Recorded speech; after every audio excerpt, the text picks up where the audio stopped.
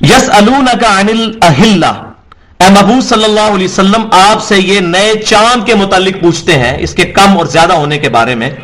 قل، اے محبوب صلی اللہ علیہ وسلم آپ فرما دیجئے، یہ مواقیت للناس والحج، کہ یہ جو چاند کا گھٹنا اور بڑھنا ہے یہ وقت کی علامتیں ہیں لوگوں کے لیے اور حج کے لیے. یہ اللہ تعالیٰ نے ایک آسمان دنیا پر کیلنڈر ٹانگ دیا ہے. یہ کیلنڈر نہ بھی ہو، ہمارے پرانے لوگ چاند کی شکل کو اور اس کے جو ہے وہ کوآرڈینیٹس کو دیکھ کے اندازہ لگا لیتے تھے، اچھا یہ اب تیسری کا چاند ہے، اب یہ 14ویں کا ہے. یہ ایک نیچرل کیلنڈر ہے جہاں پر آپ کے پاس کوئی گھڑی، موبائل اور کیلنڈر موجود نہ ہو، چاند کو دیکھ کر اندازہ لگایا جا سکتا ہے کہ یہ تاریخیں کون سی چل رہی ہیں. تو یہ اللہ تعالیٰ نے ایک کیلنڈر لٹکا دیا ہے. تو اے محبوب صلی اللہ علیہ وسلم یہ فرمائیے یہ اللہ تعالیٰ کی طرف سے وقت کی علامات ہیں، اور حج کے لیے بھی. حج کے جو معلوم مہینے ہیں وہ آگے چل کے آئے گا. وَلَيْسَ الْبِرُّ بِأَن تَأْتُوا الْبُيُوتَ مِنْ ظُهُورِهَا وَلَكِنَّ الْبِرَّ مَنِ اتَّقَىٰ، یہ کوئی نیکی کی بات نہیں ہے کہ تم اپنے گھروں میں پچھواڑے کی طرف سے بیک سائڈ پہ جو گیٹ ہے یا بیک سائڈ پہ جو دیوار ہے اس سے انٹر ہو، بلکہ نیکی یہ ہے کہ تم تقوی اختیار کرو. اب یہ کس کانٹیکسٹ میں بات ہو رہی ہے؟ جو میں اکثر بات کرتا ہوں کہ قرآن پاک کی ایکسپلینیشن ہمیشہ ہوگی صحیح حدیث کے ذریعے، کیونکہ نبی صلی اللہ علیہ وسلم کو اللہ تعالیٰ نے معلم بنا کر بھیجا ہے. ہمارا ہم نبی صلی اللہ علیہ وسلم کے معلم ہیں، آپ ہمیں سکھاتے ہیں. ہم معلم ہیں، ہم معلم ہیں، ہم آپ سے سیکھتے ہیں. آپ صلی اللہ علیہ وسلم ہمارے معلم ہیں، سکھاتے ہیں. تو آپ صلی اللہ علیہ وسلم نے ہمیں سکھایا. تو قرآن کو محفوظ ہونے کا مطلب یہ ہے کہ اس کے ساتھ صحیح احادیث سنت بھی محفوظ ہوگی. لہذا انا نحن نزلنا الذکر وانا له لحافظون، سورۃ الحجر آیت نمبر 9 میں جو فرمایا گیا کہ ہم اس قرآن کے نازل فرمانے والے ہیں اور ہم ہی اس کی حفاظت کرنے والے ہیں، اس سے مراد یہ ہے کہ قرآن کی ایکسپلینیشن صحیح حدیث بھی محفوظ رہے گی.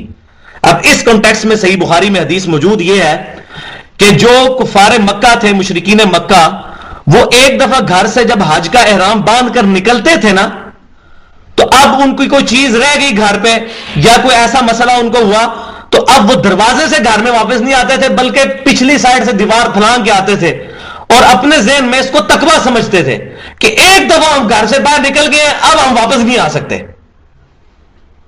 اس دروازے سے اللہ کے لیے نکلے، اب واپس نہیں آ سکتے، تو اب اس دروازے سے واپس نہیں جا سکتے، اب ہم پچھلی طرف سے دیوار پھلانگ کے آئیں گے، اور اس کو نیکی سمجھتے تھے. تو یہ ان کا نیکی کا معیار خود ساختہ تھا، اللہ تعالیٰ نے اس کو انڈورس نہیں کیا. تو آپ نے اللہ تعالیٰ نے فرمایا کہ نیکی یہ نہیں ہے تأتوا البیوت من ظہورہا، کہ اپنے گھروں سے پچھواڑے کی طرف سے تم داخل ہو، ولکن البر من اتقى، بلکہ نیکی تو یہ ہے کہ تقوی اختیار کرو. اسی کانٹیکسٹ میں آپ کو میں ایک بات بتاتا ہوں، چونکہ میرا ایکسپیرینس رہا ہے تینوں اہل سنت کہلوانے والے بھاری فرقے انڈیا پاکستان میں، بریلوی، دیوبندی اور اہل حدیث.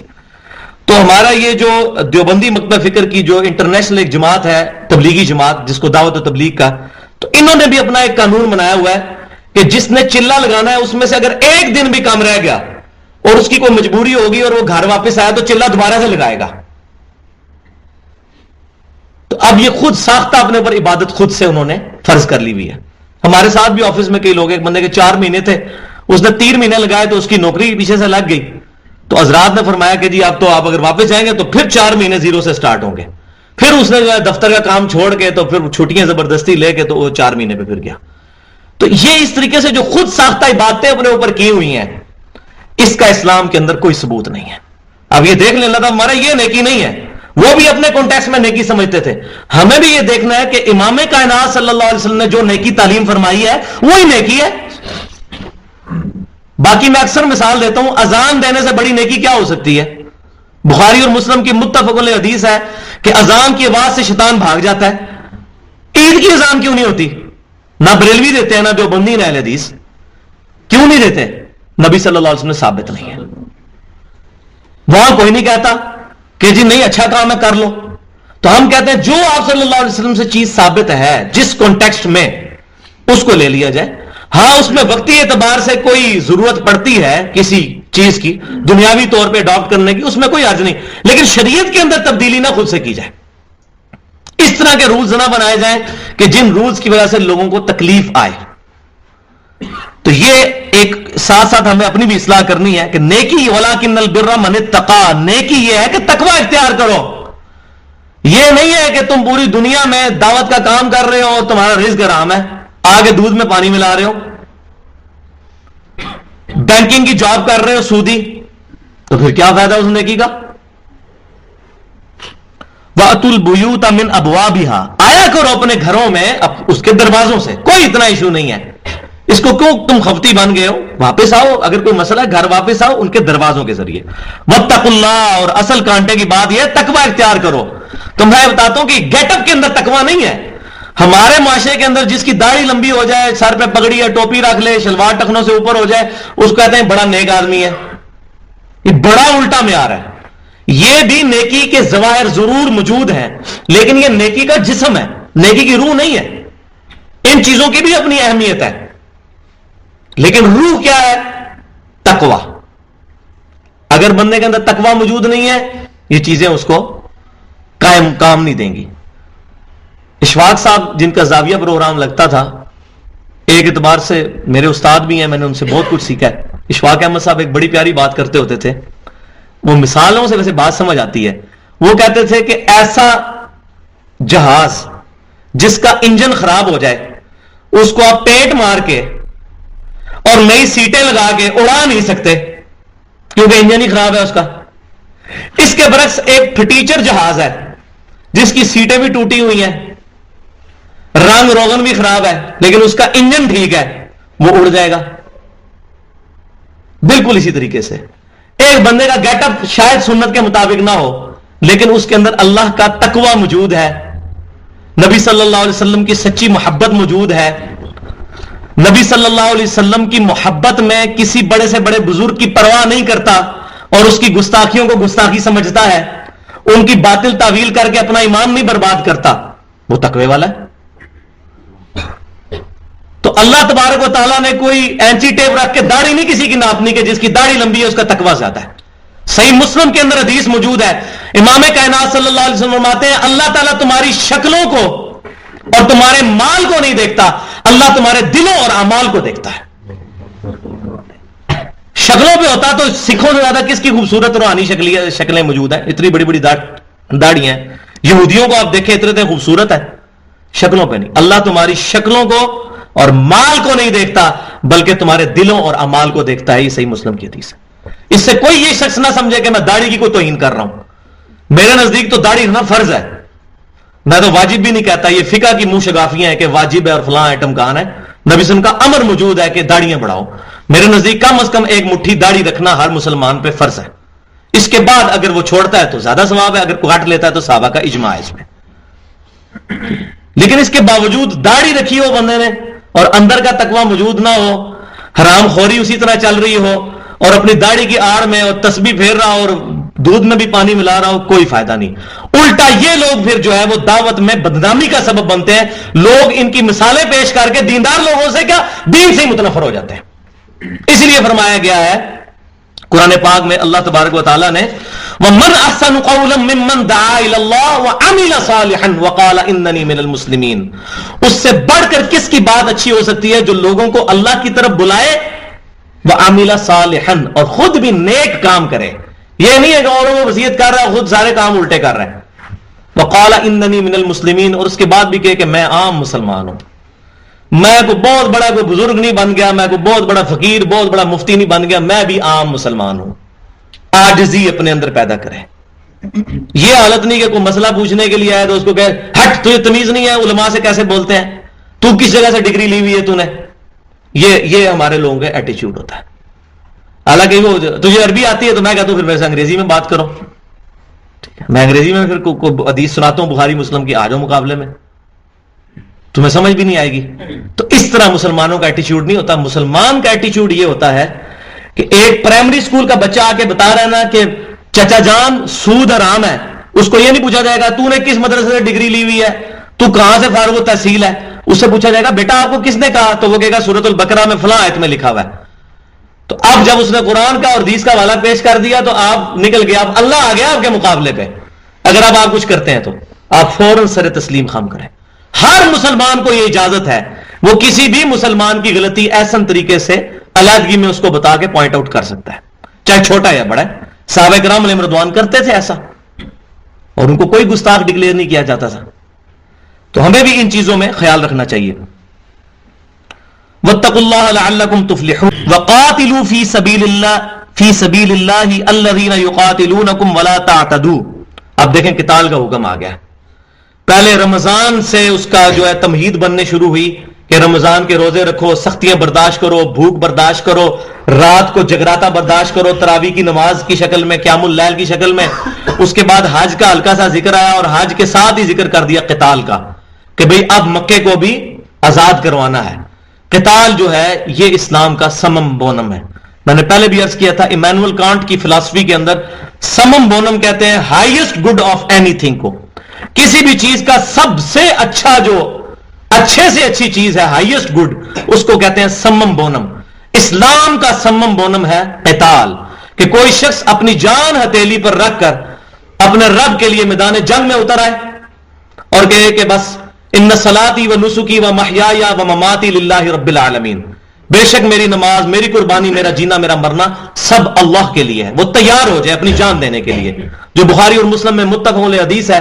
نبی صلی اللہ علیہ وسلم نے فرمایا کہ میری خواہش ہے کہ میں اللہ کی راہ میں قتل کر دیا جاؤں، شہید کر دیا جاؤں، پھر زندہ کیا جاؤں، پھر شہید کر دیا جاؤں، پھر زندہ کیا جاؤں، پھر شہید کر دیا جاؤں۔ یہ نبی صلی اللہ علیہ وسلم اس چیز کی خواہش فرمایا کرتے تھے، یہ ایپیکس ہے۔ تو کسی درجے میں اللہ تبارک تعالیٰ نے آپ صلی اللہ علیہ وسلم کی خواہش کو پورا بھی فرمایا۔ وہ صحیح بخاری میں موجود ہے کہ نبی صلی اللہ علیہ وسلم کو غزوہ خیبر کے موقع پر جو خیبر کی ایک یہودیہ عورت نے زہر دیا تھا، آپ کی وفات سے کچھ دن پہلے اس زہر کا اثر عود کر آیا، اور آپ صلی اللہ علیہ وسلم سیدہ عائشہ سے فرمایا کرتے تھے کہ مجھے اس زہر کی جو ہے وہ آج بھی میری انتڑیوں کو کاٹ رہا ہے۔ تو اسی تکلیف سے آپ صلی اللہ علیہ وسلم دنیا سے تشریف لے گئے۔ اللہ تعالیٰ نے ایک ظاہری سبب بھی آپ کی شہادت کا بنایا۔ وَقَاتِلُوا فِي سَبِيلِ اللَّهِ الَّذِينَ يُقَاتِلُونَكُمْ وَلَا تَعْتَدُوا، تو قتال کرو اللہ تعالیٰ کے راستے میں ان لوگوں کے ساتھ جو تم سے لڑتے ہیں، وَلَا تَعْتَدُوا، لیکن اس میں حد سے مت بڑھنا، زیادتی نہ کرنا۔ وہ آگے آئیں گی ڈیٹیلز اس کی۔ ان اللہ لا يحب المعتدین، بے شک اللہ تعالیٰ دوست نہیں رکھتا حد سے بڑھنے والوں کو۔ وَاقْتُلُوهُمْ حَيْثُ ثَقِفْتُمُوهُمْ وَأَخْرِجُوهُمْ مِنْ حَيْثُ أَخْرَجُوكُمْ وَالْفِتْنَةُ أَشَدُّ مِنَ الْقَتْلِ، یہ آئیے کانٹے کی بات۔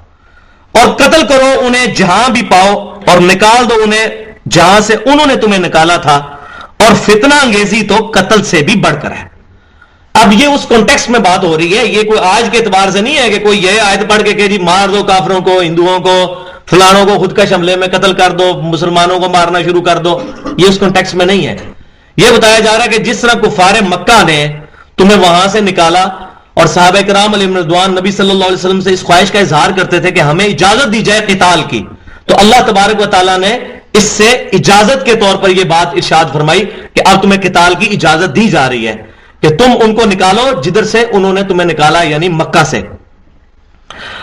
اور ان کو، اور جو فتنہ ہے یہ قتل سے بھی بڑھ کر، میں اس کا ترجمہ پورا کر دوں، قتل کرو انہیں جہاں بھی پاؤ، اور نکال دو انہیں جہاں سے انہوں نے تمہیں نکالا تھا، اور فتنہ تو قتل سے بھی بڑھ کر ہے۔ تو اصل تو سب سے بڑا وہ فتنہ انہوں نے برپا کیا ہوا ہے۔ اب بعض اوقات کسی کے ذہن میں یہ وسوسہ بھی آ سکتا تھا کہ یہ نبی صلی اللہ علیہ وسلم پہلے تو دعوت کی بات کر رہے تھے، اب قتال کی بات کی شروع کر دی، تو یہ کسی کو مارنا کوئی اچھی بات نہیں ہے۔ یہ عموماً بعض لوگ کہتے ہیں نا یہ لڑنا جھگڑنا کوئی اچھی بات نہیں ہے، اللہ کی راہ میں لڑنا جھگڑنا یہ لادہ بات ہے کہ یہ اس پہ ڈبیٹ ہو سکتی ہے کہ کس کا لڑنا اللہ کے لیے، کس کا حکومت کے لیے ہے، ٹھیک ہے، کون جو ہے وہ ایجنسیوں کے ہاتھ میں جو ہے وہ اعلی کار بنا ہوا ہے، کون اللہ کی رضا، یہ لادہ سے ایک بحث ہے۔ لیکن اس میں کوئی شک نہیں ہے کہ اللہ کی راہ میں لڑنا چاہیے، ٹھیک ہے، اس کا سٹارٹ جہاد بن نفس سے ہوگا اور اس کا اینڈ قتال کے اوپر ہوگا۔ تو فتنہ جو ہے یہ سب سے بڑا، تو اب یہ کفار جو ہیں انہوں نے تو فتنہ برپا کیا ہے کہ اللہ کے گھر کو بتوں سے جو ہے انہوں نے بھرا ہوا ہے، 360 بت رکھے ہوئے ہیں۔ اتنا بڑا فتنہ، شرک سے بڑا فتنہ کیا ہو سکتا ہے؟ لہذا اس فتنے کو ختم کرنے کے لیے اگر تمہیں تلوار بھی اٹھانی پڑتی ہے تو اٹھاؤ، یہ اللہ تعالیٰ کی اجازت سے اٹھا رہے ہو۔ جب کسی شخص پہ کوئی بیماری آتی ہے اور ڈاکٹر کو یہ پتا چل جائے کہ اب اس بیماری کا علاج، واحد علاج یہ ہے کہ اس کا آپریشن ہوگا، پھر چھری تو چلانی پڑے گی، اس کا پھوڑا تو کاٹنا پڑے گا، ورنہ وہ پھوڑا جو ہے وہ سپریڈ ہو کے پورے جسم میں پھیل سکتا ہے۔ تو یہ کسی کے ذہن میں خیال نہ ہے کہ اسلام جو ہے وہ امن اور آشتی کا کا دین ہے اور اب یہ کہہ رہا ہے قتال کرو. نہیں، یہ فتنہ جو ہے یہ قتل سے بھی بڑھ کر چیز ہے. تو فتنے کو ختم کرنے کے لیے سب کچھ کرنا پڑ رہا ہے. وَلَا تُقَاتِلُوهُمْ عِنْدَ الْمَسْجِدِ الْحَرَامِ حَتَّى يُقَاتِلُوكُمْ فِيهِ. لیکن اس میں بھی یاد رکھنا کہ کہیں جذبات میں نہ آ جانا، ان سے جنگ نہ کرنا مسجد حرام کے پاس. بیت اللہ شریف کے جو ایریا ہے، جو حرم ہے، وہاں جنگ کرنے کی اجازت نہیں ہے. اسی طریقے سے جو حرمت والے 4 مہینے ان میں بھی اجازت نہیں ہے، وہ آگے چل کر آ جائے گا. حتی یقاتلوکم فی، یہاں تک کہ وہ تم سے خود جنگ کرنے لگ پڑے. اب یہ نہیں ہے کہ خانہ کعبے کے اندر ایک بندہ آپ پہ حملہ آور ہو گیا اور آپ کہیں جی اللہ تعالیٰ کا حکم نہیں ہے تو میں اب قتل ہو جاؤں. نہیں، اب حرم کے اندر اگر کسی کافر نے آپ کے خلاف اقدام کیا، اب آپ اس کے سے لڑائی کر سکتے ہیں، وہ جائز ہے، لیکن انیشیٹو نہیں لے سکتے.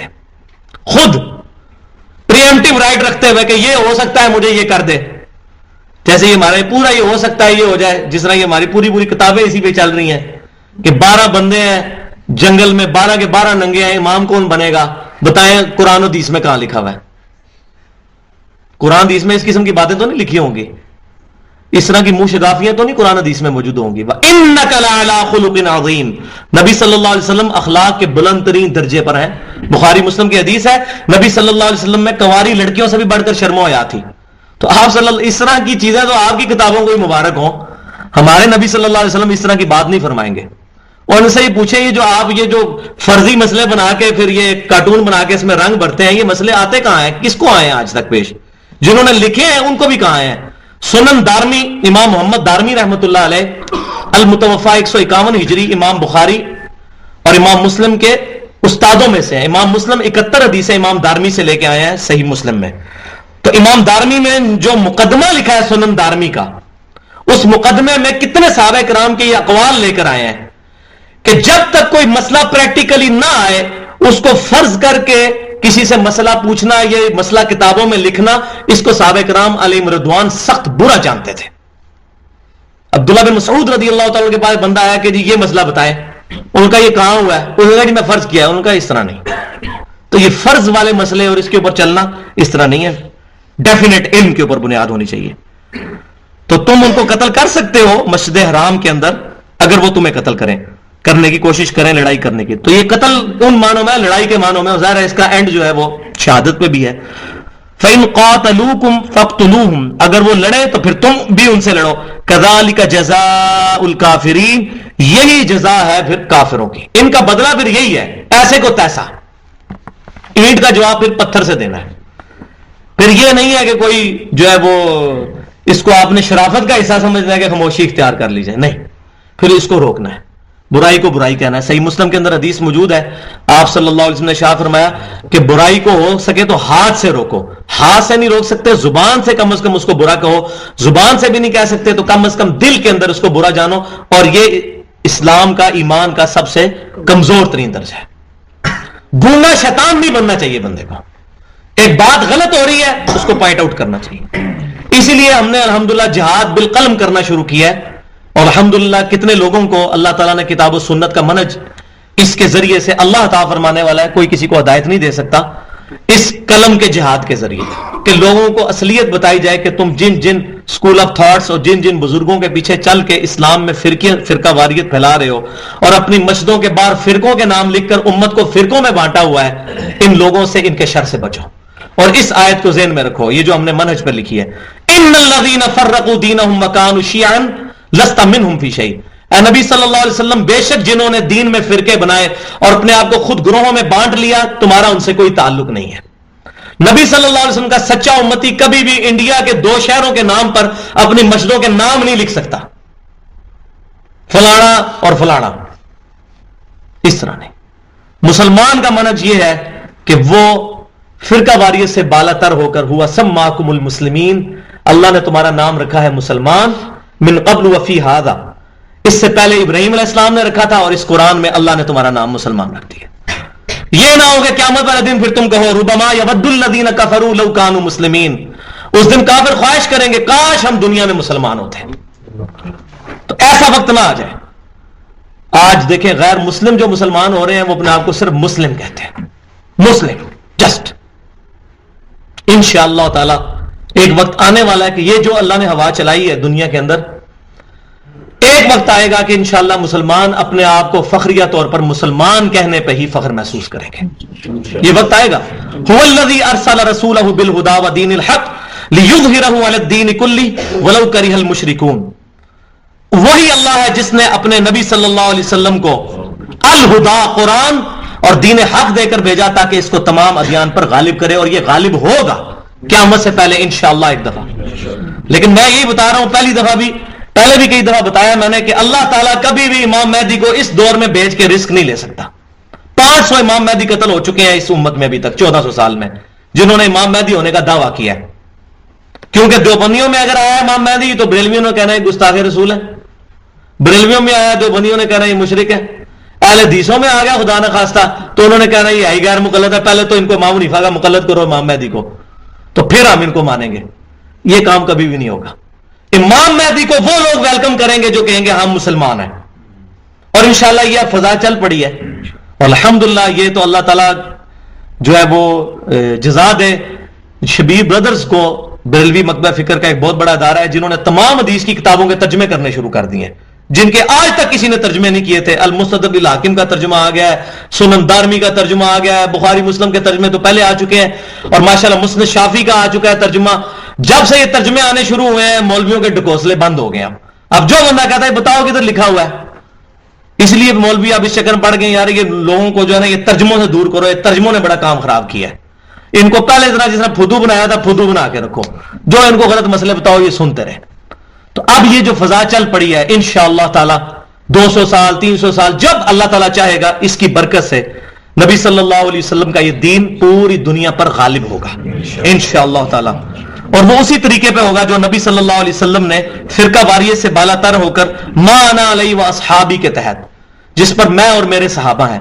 بھائیو صحابہ کرام نہ حنفی تھے، نہ شافعی تھے، نہ جعفری تھے، نہ مالکی تھے، نہ دیوبندی تھے، نہ بریلوی تھے، نہ اہل حدیث تھے. صحابہ کرام مسلمان تھے. آج بھی جو اپنے آپ کو مسلمان کہتا ہے، فخریہ طور پر مسلمان سمجھتا ہے، تو وہ مان علی صحابی پہ ہے. باقی مسجدوں میں لکھ لینے سے کوئی فرق نہیں پڑتا، سارے ہی لکھتے ہیں. مسجدوں میں صحابہ کرام کے نام ساروں نے لکھے ہوئے ہیں. ابو بکر صدیق، سیدنا عمر، سیدنا عثمان، کس نے نہیں لکھا؟ بریلوی نہیں لکھتے، دیوبندی نہیں لکھتے، اہل حدیث نہیں لکھتے. لیکن انہی سے پوچھ لیں کہ جن صحابہ کے نام آپ نے لکھے ہوئے ہیں یہ لوگ اپنے آپ کو فرقوں میں بانٹ کے چلتے تھے. انہوں نے دنیا میں کسی کو اپنا امام خود منتخب کیا ہوا تھا اپنے دین کا امام، یا اللہ کے بنائے ہوئے امام کو اپنا امام پکڑا ہوا تھا؟ تو بات کلیئر ہو جائے گی الحمدللہ. فَإِنِ انْتَهَوْا فَإِنَّ اللَّهَ غَفُورٌ رَحِيمٌ. پھر اگر وہ باز آ جائیں تو اللہ تعالیٰ بھی غفور الرحیم ہے، بخشنے والا مہربان ہے. یعنی اگر وہ باز آ جاتے ہیں اور اپنی غلطی کو ایڈمٹ کر لیتے ہیں تو اللہ تبارک و تعالیٰ کوئی نعوذ باللہ فنیٹک نہیں ہے کہ نہیں پہلے کیوں اس طرح کہا تھا. دنیا میں تو ہو جاتا ہے کوئی کسی سے معافی بھی مانگ لے، کہتا ہے نہیں پہلے نے کیتا کیوں، وہ معافی. تو اللہ تعالیٰ نعوذ باللہ کو فنیٹک نہیں ہے. اگر یہ رجوع اختیار کر لیتے ہیں اللہ تعالیٰ معاف کرنے والا ہے، اس میں کوئی عرض نہیں ہے. وَقَاتِلُوهُمْ حَتَّى لَا تَكُونَ فِتْنَةٌ وَيَكُونَ الدِّينُ لِلَّهِ. اور ان سے لڑتے رہو یہاں تک کہ فتنہ اور فساد ختم ہو جائے اور سارے کا سارا دین اللہ تبارک و تعالیٰ کے لیے ہو جائے. یعنی اللہ تعالیٰ کی پرائرٹی ان کے اوپر قائم ہو جائے، دین غالب ہو جائے، کفر مغلوب ہو جائے. اس وقت تک اب آپ نے یہ سلسلہ قتال کا جاری رکھنا ہے. اور یہ بات یاد رکھیں کہ ایک ہوتی ہے وار اور ایک ہوتی ہے بیٹل انگلش میں. ٹھیک ہے، وار کہتے ہیں جنگ کو اردو کے اندر، بلکہ اردو کے اندر ہم اس کو اس طریقے سے اپروپریٹ ٹرانسلیشن نہیں کر سکتے، انگلش میں سمجھانا آسان ہوگا. وار یہ ہوتی ہے کہ کسی کی دشمنی کسی کے ساتھ چل رہی ہے اور لڑائی شروع ہے اور وقتاً فوقتاً مختلف میدان جنگ بننے شروع ہوتے ہیں. یعنی مسلمانوں کی جنگ تو شروع ہو گئی اس کے بعد غزوہ بدر کے بعد. بدر ہوئی، پھر احد ہوئی، اس کے بعد غزوہ خندق، صلح حدیبیہ، غزوہ خیبر اور الٹیمیٹلی فتح مکہ. یہ پوری لڑائی 8-10 سال پہ پھیلی ہوئی ہے، یہ ہے وار. لیکن اس میں جو یہ میدان جنگ جو سجے ہیں ان کو کہتے ہیں انگلش میں battles. Battle of Badr, battle of Uhud, battle of Khandaq. لڑائی تو اب جاری رہے گی. یعنی یہ جو کہا جا رہا ہے کہ اب یہ لڑائی جاری رہے گی، یہ نہیں ہے کہ بدر کے بعد ختم ہو جائے گی جب تک کہ فتح مکہ نہیں ہو جائے گی. یہ لڑائی جاری رہے گی. ہاں اس کے پھر وہ بیٹلز آئیں گے، مختلف بیٹل فیلڈز آئیں گے. فَإِنِ انْتَهُوا فَلَا عُدْوَانَ إِلَّا عَلَى الظَّالِمِينَ. پھر اگر وہ باز آ جائیں تو سمجھ لو کہ سختی کسی پر جائز نہیں مگر ظالموں پر. دیکھیں اللہ تعالیٰ کا جو دریائے رحمت، کیا سمندر رحمت جوشوں پر ہے. ساتھ ساتھ کہا جا رہا ہے کہ ابھی بھی باز آ جائیں پھر بھی معاف. اور آپ دیکھ لیں فتح مکہ کے موقع پر ابو سفیان نے بھی جب سرنڈر کر دیا تو ابو سفیان جیسا کوئی اسلام کا دشمن نہیں تھا کہ جس نے اسلام کو جتنا نقصان پہنچایا. ابو جہل تو مارا گیا تھا پہلی جنگ میں، اس کے بعد تو ابو سفیان نے لیڈ کیا. لیکن آج الحمدللہ ہم ان کا نام لیتے ہیں، بے ساختہ کہتے ہیں رضی اللہ عنہ، اللہ ان سے راضی ہو. انہوں نے اسلام قبول کر لیا اس وقت بھی. حالانکہ صحابہ کرام علیہ رضوان یہ چاہتے نہیں تھے کہ یہ بندہ ایمان لے آئے، کیونکہ ظاہر ہے دشمنی تھی، اتنا اس نے نقصان پہنچایا تھا نبی صلی اللہ علیہ وسلم کو تکلیف. لیکن اللہ تبارک و تعالیٰ کی رحمت غالب آئی، اس نے اسلام قبول کر لیا اور الحمدللہ صحابہ کرام نے ان کو ایز اے صحابی ایکسپٹ کر لیا. انہی کے بیٹے ہیں سیدنا معاویہ رضی اللہ تعالیٰ عنہ جو جلیل القدر صحابی ہیں. تو اللہ تبارک و تعالیٰ کا دریائے رحمت ساتھ ساتھ سمندر رحمت جوش پہ ہے کہ ابھی بھی باز آ جائیں تو میں معاف کرنے والا ہوں. وَكَتَبَ عَلَى نَفْسِهِ الرَّحْمَةَ. اللہ تعالیٰ نے اپنے اوپر یہ بات لازم کر لی ہے کہ میں ہر حال پر رحم کروں گا. صحیح بخاری اور مسلم کی متفق علیہ حدیث ہے. اسی پر ہی ختم کرتے ہیں آج کا درس کہ نبی صلی اللہ علیہ وسلم نے ارشاد فرمایا اللہ تعالیٰ کے پاس ایک کتاب ہے اپنے پاس عرش پر، جس پہ اس نے یہ عبارت لکھ لی ہے کہ میری رحمت میرے غضب پر بھاری رہے گی. اس سے بڑی کوئی خوشخبری نہیں ہے کسی انسان کے لیے کہ اللہ کی رحمت اس کے غضب پر سبقت لے جانے والی ہے. واللہ یہ برابر بھی ہوتی تب بھی لیے ہمارے لیے بہت بڑی ٹینشن تھی، لیکن رحمت کا غضب پر برتری لے جانا یہ بہت بڑا انسان کے اوپر، اللہ کا تمام مخلوقات کے اوپر احسان ہے. اور اسی رحمت کا تقاضا کرتے ہوئے ہم دعا کرتے ہیں اے اللہ ہمیں اپنی رحمت سے امام کائنات شفیع المذنبین رحمت للعالمین سیدنا و مولانا امام اعظم محمد رسول اللہ صلی اللہ علیہ وسلم کی قیامت والے دن شفاعت نصیب فرما اور جنت میں آپ صلی اللہ علیہ وسلم کے قدموں میں آپ کا پڑوس نصیب فرما. الشہر الحرام بالشہر الحرام. حرمت والا مہینہ بدلہ ہے حرمت والے مہینے کا. یعنی یہ جو حرمت والے مہینے تھے 4 جس میں 3 کنزیکٹیو تھے، ذیقعدہ، ذوالحجہ اور محرم، یہ 3 کنزیکٹیو اور 1 رجب. یہ 4 مہینے مشرکین عرب میں بھی حرم والے مہینے سمجھے جاتے تھے جن کے اندر قتال اور لڑائی کرنا منع تھا. تو اللہ تعالیٰ فرما رہا ہے کہ اب جب کوئی شخص ان مہینوں کا خیال نہیں رکھتا اور وہ لڑائی پر اتر آیا تو پھر حرم والے جو مہینے ہیں اس کا بدلہ بھی حرم والے مہینے یعنی انہی مہینوں کے اندر پھر ان کے ساتھ لڑائی کی اجازت ہے. والحرمات قصاص. اور ساری حرمتوں میں برابری چاہیے. یہ نہیں ہے کہ اب کافر ہمارے ساتھ مسلمانوں کے ساتھ کوئی برا ایکٹ کرے ان حرمت والے مہینوں میں تو اب اس کا بدلہ یہ ہے کہ اتنا ہی ان کے ساتھ زیادتی کر لی جائے، ان کے ساتھ اس کا بدلہ لے لیا جائے. فَمَنِ اعْتَدَىٰ عَلَيْكُمْ فَاعْتَدُوا عَلَيْهِ بِمِثْلِ مَا اعْتَدَىٰ عَلَيْكُمْ. تو جو تم پر زیادتی کرے تو تم اس پر زیادتی کر لو لیکن اتنی ہی جتنا کہ اس نے تم پر زیادتی کی. وَاتَّقُوا اللَّهَ. اور اللہ سے ڈرتے رہنا. وَاعْلَمُوا. اور جان لو أَنَّ اللَّهَ مَعَ الْمُتَّقِينَ کہ بے شک اللہ تعالیٰ پرہیزگاروں کے ساتھ ہے. یعنی یہ نہیں ہو سکتا کہ کسی نے اگر تھوڑی زیادتی کی ہے اور اب مسلمان یہ سمجھ رہے ہیں کہ ہم مضبوط ہیں، ہم ان کا بالکل صفایا کر سکتے ہیں اس کے بدلے میں، تو اس چیز کی اجازت نہیں. جتنی زیادتی ان کی طرف سے ہو اتنی ہی کی جائے. اگر حرمت والی جگہ پر کسی کافر نے مسلمان کو تھپڑ مارا تو اب یہ نہیں ہے کہ اس کی گردن اتار دی جائے، اس کے بدلے میں اسے تھپڑ ہی مارا جائے. اسی طریقے سے اگر حرمت والی جگہ پر کسی مسلمان نے قتل کر دیا کہ کسی کافر نے مسلمان کو قتل کر دیا تو اس کے بدلے میں ایک ہی کافر قتل کیا جائے. یہ نہیں ہے کہ اس نے ایک مسلمان کو قتل کیا اور مسلمان اس کے بدلے میں 10 کو قتل کر دیں. تو یہ اسلام کی خوبصورتی ہے کہ اللہ تبارک و تعالیٰ نے کبھی بھی اپنے ماننے والوں کو اس چیز کا درس نہیں دیا کہ وہ حدوں کو پھلانگے، مساوات اور برابری کا حکم دیا. وَأَنفِقُوا فِي سَبِيلِ اللَّهِ وَلَا تُلْقُوا بِأَيْدِيكُمْ الی التہلکہ، اور خرچ کرو مال میں سے جو تمہارے پاس موجود ہے اللہ کی راہ میں، اور مت پھینکو اپنے ہی ہاتھوں اپنے آپ کو ہلاکت میں۔ اب یہ بڑی کانٹے کی بات ہے، یہ مال کس کا دیا ہوا ہے؟ اللہ کا۔ اور اللہ کا دیا ہوا مال جب اللہ اپنی راہ میں ڈیمانڈ کرے کہ میری راہ میں خرچ کرو، تو اب اس مال کو روک لینا اور اللہ کی راہ میں مال کو نہ لگانا اصل میں اپنے آپ کو ہلاک کرنا ہے۔ اس کی وجہ یہ ہے کہ کوئی شخص اگر یہ سمجھتا ہے کہ میں نے یہ مال جو جوڑ لیا، مال اپنے پاس سنبھال کر رکھ لیا، تو اس کی وجہ سے میں کبھی کنگال نہیں ہوں گا، ایسا نہیں ہوگا۔ اللہ تعالیٰ چاہے جب کسی شخص کو چاہے اس سے دولت لے لے، جس کو چاہے عطا فرما دے، اور آخرت میں تو قطعاً نہیں بدلہ ملے گا۔ اگر کسی شخص نے کنجوسی کے ساتھ اللہ کی راہ میں مال خرچ کرنے میں بخل کیا تو آخرت میں اس کا کوئی حصہ نہیں ہے۔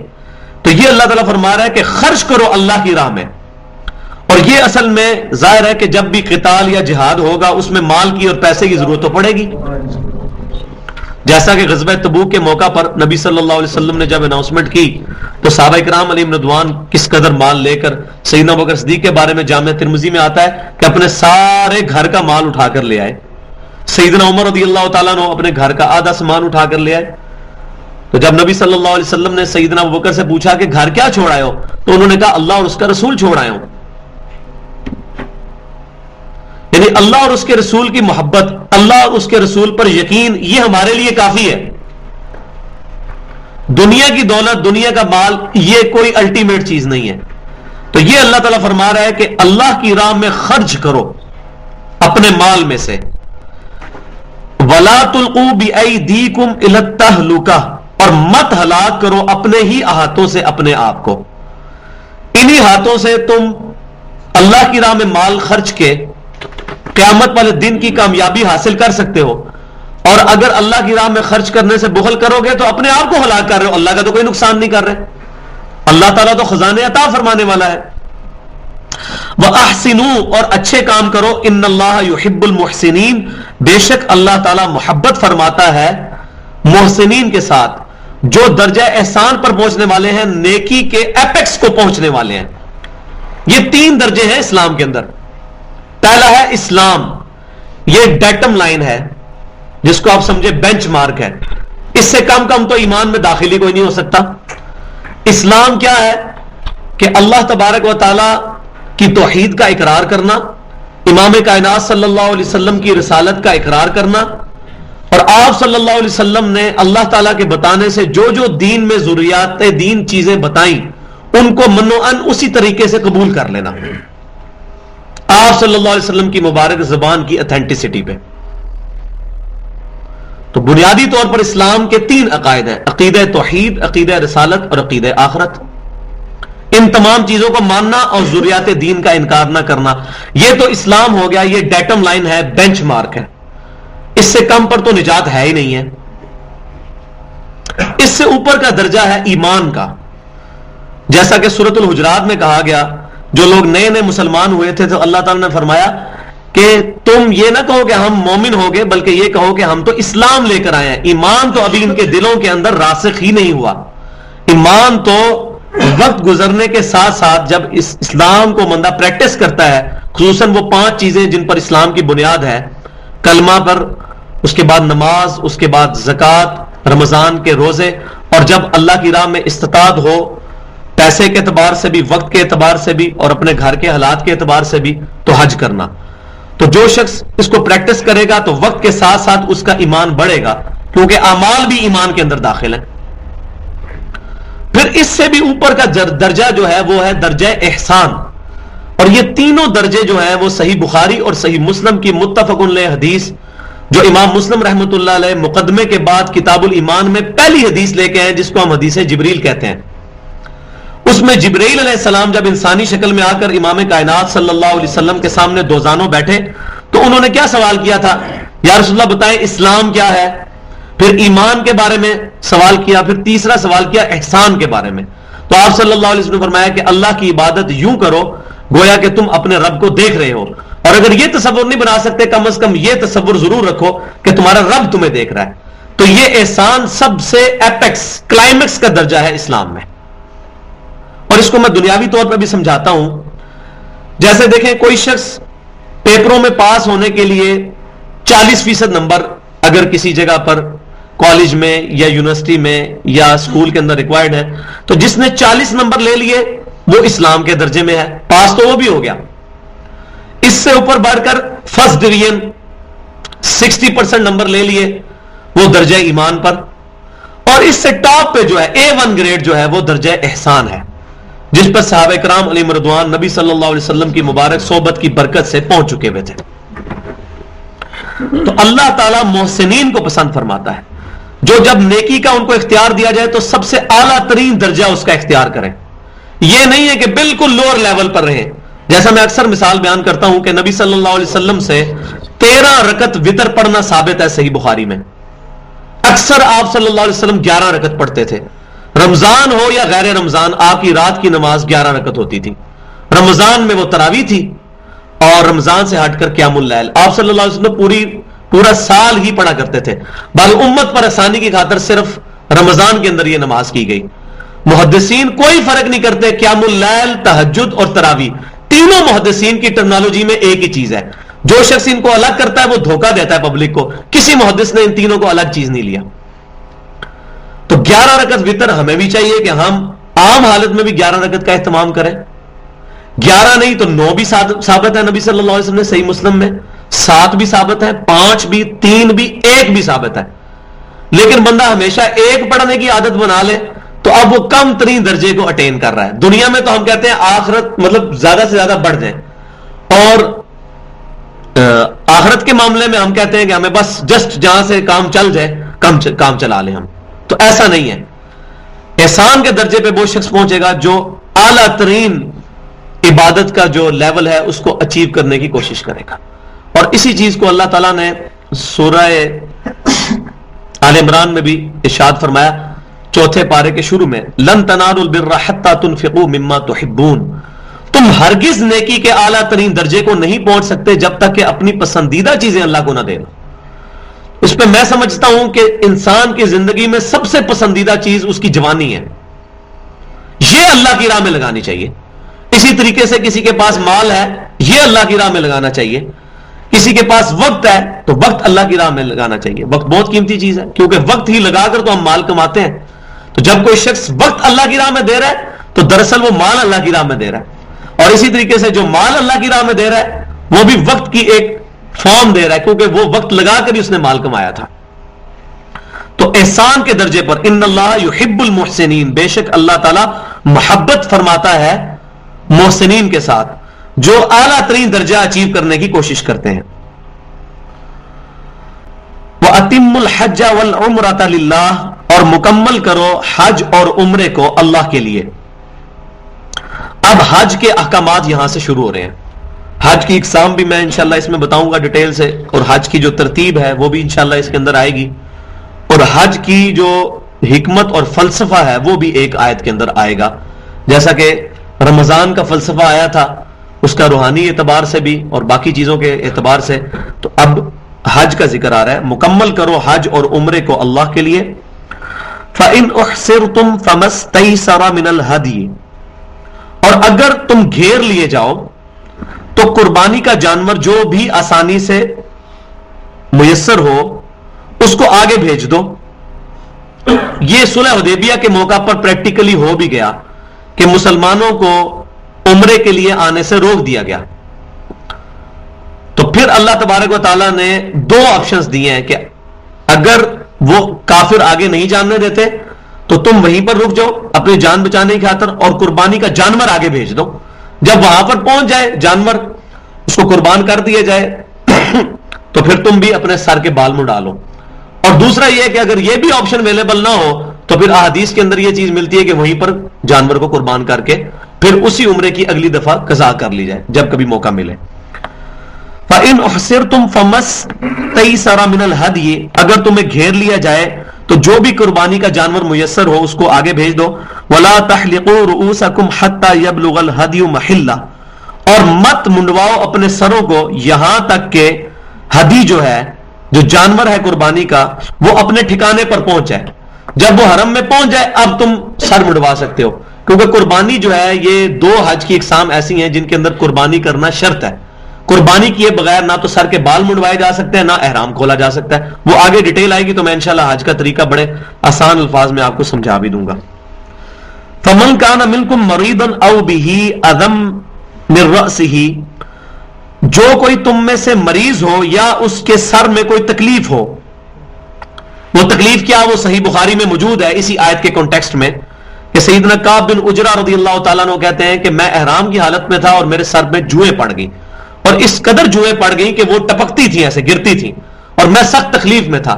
اس موقع پر یہ آیت نازل ہوئی کہ اگر کوئی شخص سر کی ایسی تکلیف میں مبتلا ہو گیا ہے کہ جوئیں پڑ گئی ہیں اور ظاہر ہے کہ ابھی احرام کھولنے میں کچھ عرصہ باقی ہے تو اتنی دیر وہ تکلیف نہیں برداشت کر سکتا, تو اس کو اجازت ہے کہ وہ اپنے سر کے بال منڈوا لے, لیکن ساتھ وہ فدیہ دے گا. وہ آ رہا ہے من رأسہ ففدیۃ من صیام او صدقۃ او نسک, تو وہ پھر یہ ہے کہ فدیہ دے دے. ایک آپشن یہ ہے کہ یا تو فدیہ دے دے, دوسرا آپشن ہے من صیام یا روزے رکھ لے, او صدقۃ یا خیرات دے دے, او نسک یا قربانی. اور یہ صحیح بخاری کے اندر موجود ہے کہ 3 روزے رکھنے کا نبی صلی اللہ علیہ وسلم نے کنزیکٹو 3 روزے رکھنے کا کعب بن عجرہ رضی اللہ تعالیٰ عنہ کو حکم فرمایا, اور فرمایا کہ اگر روزے نہیں تو پھر 6 مسکینوں کو کھانا کھلا دو, اور اگر یہ بھی نہیں کر سکتے تو پھر کوئی بکری یا کوئی جانور جو ہے وہ اللہ کی راہ میں قربانی کر دو. یہ صحیح بخاری میں تینوں آپشنز موجود ہیں. فَإِذَا أَمِنْتُمْ, اور جب تم پھر امن کی حالت میں ہو جاؤ, فَمَنْ تَمَتَّعَ بِالْعُمْرَةِ إِلَى الْحَجِّ, تو فائدہ اٹھانا چاہے جو کوئی شخص عمرے کا حج کے ساتھ, فَمَسْتَيْسَرَ مِنَ الْهَدِيِ, تو اسے جو میسر ہو قربانی وہ دے دے. اب یہ حج تمتع کا ذکر آ رہا ہے, جو کہ اس وقت دنیا میں سب سے زیادہ مسلمان حج تمتع ہی کرتے ہیں. تمتع کہتے ہیں نفع اٹھانے کو. حج کی بیسیکلی 3 اقسام ہیں. ایک ہے حج فراد, حج افراد. حج افراد وہ ہے کہ جس میں صرف حج کا ہی احرام باندھا جاتا ہے, عمرے کا نہیں, صرف حج کا. دوسرا حج ہوتا ہے حج قران, جس میں عمرے اور حج کا اکٹھا احرام باندھ لیا جاتا ہے, لیکن عمرہ کرنے کے بعد احرام کھولا نہیں جاتا. حج کے دنوں کا انتظار کیا جاتا ہے, پھر حج کی بھی ساری سرمنی مکمل کرنے کے بعد, قربانی دینے کے بعد سر کے بال منڈوا کر احرام کھولا جاتا ہے. یہ بڑا مشکل حج ہے کیونکہ اس میں کافی زیادہ دنوں تک کے لیے احرام کی پابندیاں برداشت کرنی پڑتی ہیں. اور تیسرا حج ہے حج تمتع. یہ حج وہ ہے جو کہ اکثر دنیا کے مسلمان جو کہ مکے اور مدینے کے علاوہ باقی ملکوں سے آتے ہیں وہ حج تمتع کرتے ہیں. ہم بھی پاکستان سے جب گئے تھے 2007 میں, ہم نے بھی حج تمتع ہی کیا تھا الحمدللہ. حج تمتع یہ ہے کہ یہاں سے آپ عمرے کا احرام باندھیں گے اور وہاں پر عمرہ کرنے کے بعد احرام کھول دیں گے. ابھی حج میں 8 یا 10 یا 15 دن باقی ہوتے ہیں, تو 8-10 دن انتظار کرنے کے بعد پھر حج کے جب دن آئیں گے تو پھر دوبارہ سے حج کے لیے احرام باندھیں گے. تو قران میں اور اس میں فرق یہ ہوا کہ وہ ایک ہی احرام کے ساتھ ہوتا ہے, یہ احرام دوبارہ باندھا جاتا ہے. اس میں تھوڑی سی آسانی ہے, ظاہر ہے وہ جتنے دن ہے اتنے دن احرام کی پابندیاں جو ہیں, بال کاٹنا, ناخن کاٹنا, اسی طریقے سے بیوی سے الگ رہنا, یہ تمام چیزیں ان سے بندہ جو ہے وہ آزاد ہو جاتا ہے. تو اکثر لوگ حج تمتع ہی کرتے ہیں. یہ 3 حج کی اقسام ہے. تو اس میں جو حج افراد ہے جس میں صرف حج کا احرام باندھا جاتا ہے, اس کے لیے قربانی کوئی نہیں ہے. البتہ جو حج قران اور حج تمتع ہے اس کے لیے قربانی بھی دینی پڑتی ہے, اور یہ قربانی حج کی قربانی ہوتی ہے. اس قربانی کا بڑی عید کی قربانی کے ساتھ کوئی تعلق نہیں ہے, وہ الگ سے دینی ہوگی. ہم 2007 میں جب حج کے لیے گئے تھے تو یہاں پیچھے ہم نے حصہ ڈالا تھا قربانی کے لیے, وہ الگ سے. تو حج کی جو قربانی ہے یہ الگ ہے, اور جو عید کی قربانی ہے وہ الگ ہے. یہ دونوں اکٹھی نہیں ہے. اور عید کی قربانی بھی سنت موقدہ ہے. صحابہ کرام علیہم رضوان اس پر اہتمام کرتے تھے. واجب کے درجے میں تو نہیں ہے لیکن سنت موقدہ ہے, کیونکہ صحابہ کرام علیہم رضوان سے خصوصاً سیدنا ابوبکر صدیق رضی اللہ تعالیٰ عنہ سے جان بوجھ کر بھی کئی دفعہ قربانی چھوڑنا ثابت ہے. صرف اس لیے انہوں نے چھوڑی تاکہ لوگوں کو پتہ چل جائے کہ یہ واجب کے درجے میں نہیں ہے, سنت کے درجے میں ہے. تو یہ حج کی 3 اقسام ہوگی، اور ان میں جو آخری 2 اقسام ہیں قران اور جو تمتع ہے اس کے اندر قربانی بھی کرنی ہوگی۔ اب اگر کوئی شخص قربانی کے پیسے نہیں رکھتا تو اس کے لیے اللہ تعالیٰ نے اجازت دی ہے، فمن لم یجد، جو قربانی نہ پا سکے یا اس کو جانور نہ ملے یا استطاعت نہ رکھتا ہو، فصیام 3 ایام فی الحج، تو اس کو چاہیے کہ حج کے دنوں میں 3 روزے رکھ لے، قربانی کے بدلے میں حج کے دنوں میں 3 روزے رکھ لے۔ وَسَبْعَةٍ اِذَا رَجَعْتُمْ، اور جب تم گھر لوٹ آؤ تو پھر 7 روزے مزید رکھ لو۔ تِلْكَ عَشَرَةٌ كَامِلَةٌ، یہ پورے کے پورے 10 روزے بن گئے۔ تو 10 روزے رکھنے ہیں ایکویلنٹ ٹو قربانی، 3 حج کے دنوں میں۔ حج کے دن کون سے ہیں؟ 8 ذی الحجہ، 9 ذی الحجہ، 10، 11، 12، 13، یہ حج کے دن ہیں۔ ان کے اندر 3 روزے رکھ لیے جائیں۔ اس میں بھی جو 10 ذی الحجہ کا دن ہے اس کو سکپ کر دیا جائے۔ اس کی وجہ یہ ہے کہ اس دن نبی صلی اللہ علیہ وسلم نے روزہ رکھنے سے منع فرمایا۔ اور یہ اکثر یہ جو بات مشہور ہے کہ عید کے دن روزہ نہیں رکھنا، اور وہ بڑی عید کے 3 دن لیتے ہیں۔ بڑی عید کا دن بھی ایک ہی ہے، اگر 3 دن ہوتے تو باقی دوسرے دن بھی تو نماز پڑھی جاتی۔ وہ یوم النہر 3 ہے، 10، 11، 12۔ قربانی کے 3 دن ہے، حج کا جو عید کا دن ایک ہی ہے۔ چھوٹی عید کا بھی ایک دن ہے یکم شوال، اور بڑی عید کا بھی ایک ہی دن ہے 10 ذی الحجہ۔ وہ ہم 3 دن اس لیے مشہور ہو گئے کہ وہ قربانی کے 3 ہیں، وہ یوم النہر ہے۔ عید کا دن جو ہے وہ 10 ذی الحجہ، اسی لیے نماز عید کی وہ 10 کو ہی پڑھی جاتی ہے، ورنہ قربانی جس طرح 10، 11، 12 3 دن ہوتی ہے تو پھر عید کی نماز بھی پھر 3 دن آپشنل تھی، کسی وقت بھی کی پڑھی جا سکتی تھی۔ تو عید کا ایک ہی دن ہے، وہ باقی 2 دن جو ساتھ ہوتے ہیں وہ یوم النہر ہوتے ہیں۔ اس کو اٹھا لیجیے گا۔ تو جو شخص قربانی نہ پا سکے یا استطاعت نہ رکھے وہ 3 دن روزہ رکھے حج کے دنوں میں۔ وَسَبْعَةٍ اِذَا رَجَعْتُمْ، اور 7 روزے رکھ لے جب واپس آ جائے گھر آ کے، وہ کسی وقت بھی رکھ سکتا ہے۔ تِلْكَ عَشَرَةٌ كَامِلَةٌ، یہ مکمل ہوئے 10 روزے۔ ذَلِكَ لِمَن لَّمْ یکن اہلہ حاضر المسجد الحرام، اور یہ رعایت ان لوگوں کے لیے ہے کہ جن کے گھر مسجد حرام کے پاس نہ ہو، یعنی مکے کے رہنے والے لوگ حج تمتع نہیں کر سکتے۔ یہ آسانی دی جا رہی ہے آفاقی لوگوں کو جو دور جگہ سے آتے ہیں، کیونکہ وہ بیچارے پیسے خرچ کے آئے ہیں، اور ظاہر ہے ان کو ایک موقع میں اللہ نے اجازت دی کہ وہ عمرہ بھی کر لیں، اس کا ثواب بھی کما لیں اور حج کا بھی۔ جبکہ مکے کے اندر رہنے والا جو بندہ ہے وہ جب چاہے عمرہ کر سکتا ہے، تو اس کے لیے حکم نہیں ہے کہ وہ حج کے ساتھ عمرے کو شامل کرے۔ وہ علیحدہ سے جب اس نے عمرہ کرنا ہے تو پورا سال پڑا ہوا ہے، باہر کے لوگوں کو موقع دیا جائے کہ وہ حج تمتع کریں، عمرہ بھی اور ساتھ حج بھی۔ تو یہ اللہ تعالیٰ نے اس میں کیٹاگوریکل مینشن کر دیا ہے کہ یہ آسانی صرف ان لوگوں کے لیے ہے جو کہ مسجد حرام کے آس پاس رہنے والے لوگ نہیں ہیں۔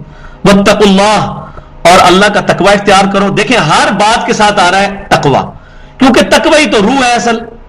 اگر کسی کی نیت دکھلاوے کی ہے، جس طرح کئی لوگ ہیں جو اپنے نام کے ساتھ خود لکھتے ہیں حاجی، الحاج، اور اس چیز کو پروموٹ کرتے ہیں۔ حج حالانکہ زندگی میں انہوں نے 1 دفعہ کیا ہوتا ہے، نماز تو روزانہ 5 دفعہ پڑھی جاتی ہے، پھر ہمیں نماز ہی بھی لکھنا چاہیے اپنے نام کے ساتھ۔ حاجی کیوں لکھتے ہیں؟ تاکہ اظہار ہو کہ ہم نے بہت بڑا کوئی مارکا جو ہے وہ مارا ہے، نعوذ باللہ۔ تو ایسی نیکی جس کے اندر تقوی موجود ہے، اس میں تو انسان کبھی بھی اپنی نیکی کا اظہار نہیں کرتا۔ بلکہ حسن بصری رحمۃ اللہ علیہ فرماتے ہیں کہ صحابہ کرام علیہم رضوان اپنی نیکیوں کو ایسے چھپاتے تھے جس طرح تم اپنے گناہوں کو چھپاتے ہو۔ یہ فرق ہے۔ تو خود اپنے آپ کو فخریہ حاجی اپنے نام کے ساتھ لکھنا اور اپنے نام کے ساتھ الحاج لکھنا، اگر ایک سے زیادہ حج کر لیے، ہاں کسی شخص کو اس بتانے میں کوئی حرج نہیں ہے کہ میں نے حج کیا ہے، ماشاءاللہ میں نے سعادت حاصل کی، علیحدہ بات ہے، لیکن پرماننٹلی اپنے نام کا حافظ لکھ لینا، اپنے نام کا حصہ بنا لینا، حاجی کو اپنے نام کے ساتھ حصہ بنا لینا، اس کے اندر ریاکاری کی بو آتی ہے۔ ہم فتویٰ کسی پہ نہیں لگاتے، جو لکھتا بھی ہے میں یہ نہیں کہتا کہ وہ ریاکاری کے لیے لکھ رہا ہے، لیکن بچنا چاہیے اس میں، کیونکہ اہل سنت کا طریقہ یہ ہے کہ وہ فتویٰ نہیں لگاتے، صرف غلطی پوائنٹ آؤٹ کرتے ہیں۔ ہم کسی پہ فتویٰ نہیں لگاتے، لیکن اس سے بچنے میں احتیاط ہے کہ اپنے نام کے ساتھ حاجی اور یہ وہ چیزیں نہ لکھی جائیں۔ واتقوا اللہ، اللہ کا تقوی اختیار کرو، واعلموا، اور یہ بات جان لو، ان اللہ شدید العقاب، کہ بے شک اللہ تعالیٰ سزا دینے میں بڑا سخت ہے۔ वलियाज़ु बिल्लाह ताला। मतलब अल्लाह ताला के साथ सिर्फ इस रिश्ते को ना रखना कि अल्लाह तबारक व ताला मां से बढ़कर मोहब्बत करने वाला है, इसमें कोई शक नहीं है, लेकिन एक प्रोटोकॉल भी है, अल्लाह ताला की हदों को फलांगना भी नहीं है, और जो जो चीजें अल्लाह ताला ने बयान फरमाई है उनका उसी तरीके से एहतमाम करना है। हज के मसाइल सीख के हज के लिए जाना है। अब कई लोग गए होते हैं, यकीन करें वहां देखते हैं तो बड़ी परेशानी होती है कि लोगों को पता ही नहीं होता, बेसिक चीजें भी हज की नहीं पता होती, सिर्फ वो उनके किसी का बच्चा बाहर गया होता है, वो पैसे भिजवा देता है, चलो जी वालिद साहब को और वालिदा को हज करवा दिया जाए। तो बूढ़े बूढ़े लोग बेचारे चलने फिरने से भी कासिर होते हैं, वहां हज के लिए पहुंचे होते हैं, और कई अहकामात हज के और उम्रे के वो सही तरीके से अदा भी नहीं कर सकते। अब हज का आ रहा है फलसफा।